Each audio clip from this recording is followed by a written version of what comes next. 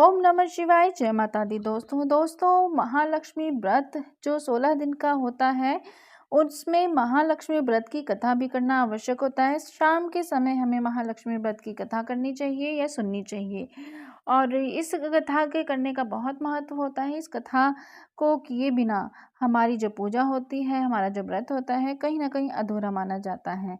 तो आइए महालक्ष्मी व्रत की जो कथा है उसका श्रवण करते हैं। श्री महालक्ष्मी व्रत कथा। श्री गणेशाय नमः। एक समय महर्षि श्री वेदव्यास जी हस्तिनापुर पधारे। उनका आगमन सुन महाराज धृतराष्ट्र उनको आदर सहित राजमहल में ले गए। स्वर्ण सिंहासन पर विराजमान कर चरणोदक ले उनका पूजन किया। श्री व्यास जी से माता कुंती तथा गांधारी ने हाथ जोड़कर प्रश्न किया, हे महामुनि, आप त्रिलोकदर्शी हैं, अतः आपसे हमारी प्रार्थना है कि आप हमको कोई ऐसा सरल व्रत तथा पूजन बताएं जिससे हमारा राज्य, लक्ष्मी, सुख संपत्ति, पुत्र पौत्र आदि व परिवार सुखी रहे। इतना सुन श्री वेदव्यास जी कहने लगे, हम एक ऐसे व्रत का पूजन व वर्णन करते हैं जिससे सदा महालक्ष्मी का निवास होकर सुख समृद्धि की वृद्धि होती है। यह श्री महालक्ष्मी जी का व्रत है जिसे प्रति वर्ष अश्विनी कृष्ण अष्टमी को विधिवत किया जाता है। हे महामुनि, इस व्रत की विधि हमें विस्तार पूर्वक बताने की कृपा करें। तब व्यास जी बोले, हे देवी, यह व्रत भाद्रपद शुक्ल अष्टमी से प्रारंभ किया जाता है। इस दिन स्नान करके 16 सूत के धागों का डोरा बनाएं, उसमें 16 गांठें लगाएं, हल्दी से पीला करें। प्रतिदिन 16 दूब और 16 गेहूं डोरे को चढ़ाएं। अश्विन कृष्ण अष्टमी के दिन उपवास रखकर मिट्टी के हाथी पर श्री महालक्ष्मी जी की प्रतिमा स्थापित कर विधिवत पूर्वक पूजन कीजिए। इस प्रकार श्रद्धा भक्ति सहित महालक्ष्मी जी का व्रत पूजन करने से आप लोगों की राज्य लक्ष्मी में सदा अभिवृद्धि होती रहेगी। इस प्रकार व्रत का विधान बताकर श्री वेद व्यास जी अपने आश्रम को प्रस्थान कर गए। इधर समय अनुसार भाद्रपद शुक्ल अष्टमी से गांधारी व कुंती अपने अपने महलों में नगर की स्त्रियों सहित व्रत का आरंभ करने लगी। इस प्रकार 15 दिन बीत गए। 16वें दिन अश्विन कृष्ण अष्टमी के दिन गांधारी ने नगर की सभी प्रतिष्ठित महिलाएं जो थीं उन्हें पूजन के लिए अपने महल में बुलवाया। माता कुंती के यहाँ कोई भी महिला पूजन के लिए नहीं आई। साथ ही माता कुंती को भी गांधारी ने नहीं बुलाया। ऐसा करने से माता कुंती ने अपना बड़ा अपमान समझा। उन्होंने पूजन की कोई तैयारी नहीं की एवं उदास होकर वह बैठ गईं। जब पांचों पांडव युधिष्ठिर, अर्जुन, भीम, नकुल और सहदेव महल में आए तो कुंती को उदास देखकर पूछा, हे माता, आप इस प्रकार उदास क्यों हैं? आपके पूजन की तैयारी क्यों नहीं की आपने? तब माता कुंती ने कहा, हे पुत्र, आज महालक्ष्मी जी के व्रत का उत्सव गांधारी के महल में मनाया जा रहा है। उन्होंने नगर के समस्त महिलाओं को बुला लिया और उसके 100 पुत्रों ने मिट्टी का एक विशाल हाथी बनाया, जिस कारण सभी महिलाएं उस बड़े हाथी का पूजन करने के लिए गांधारी के यहाँ चली गई हैं, लेकिन मेरे यहाँ नहीं आई। यह सुनकर अर्जुन ने कहा, हे माता, आप पूजन की तैयारी करें और नगर में बुलावा लगवा दें कि हमारे यहाँ स्वर्ण के ऐरावत हाथी की पूजा की जाएगी।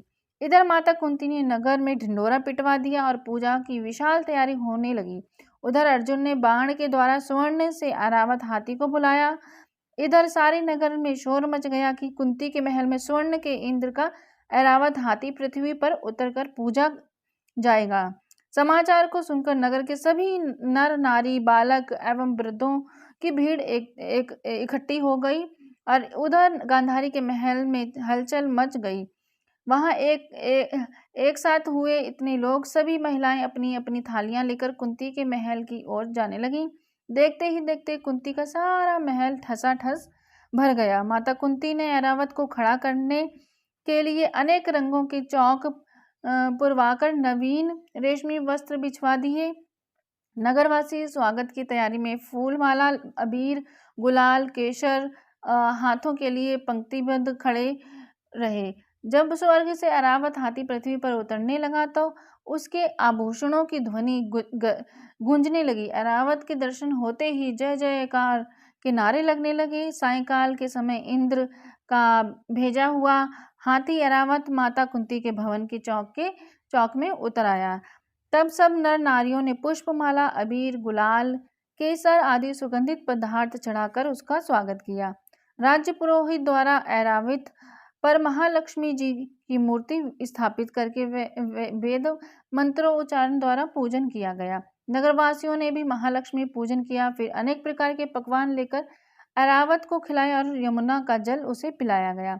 राज्य पुरोहित द्वारा स्वस्ति वाचन करके महिलाओं द्वारा महालक्ष्मी का पूजन कराया गया।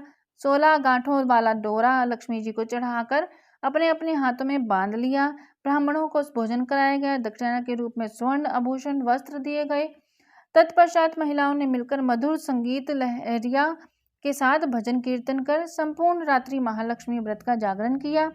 दूसरे दिन प्रातः राज्य पुरोहित द्वारा वेद मंत्रोच्चारण के साथ जलाशय में महालक्ष्मी जी की मूर्ति का विसर्जन किया गया। फिर ऐरावत को विदा कर इंद्रलोक को भेज दिया गया। इस प्रकार जो स्त्रियां श्री महालक्ष्मी जी का विधि पूर्वक व्रत एवं पूजन करती हैं, उनके घर धन धान्य से पूर्ण रहते हैं तथा उनके घर में महालक्ष्मी जी सदा निवास करती हैं। इस लिए महालक्ष्मी जी की यह स्तुति अवश्य बोलें या सुने।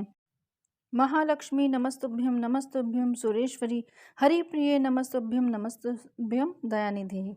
यह व्रत की कथा जो भी पढ़ता है और सुनता है उसकी पूर्ण तरह से मनोकामनाएं ज़रूर पूरी होती है। माता लक्ष्मी की उस पर और उसके घर के सभी सदस्यों पर कृपा हमेशा बनी रहती है।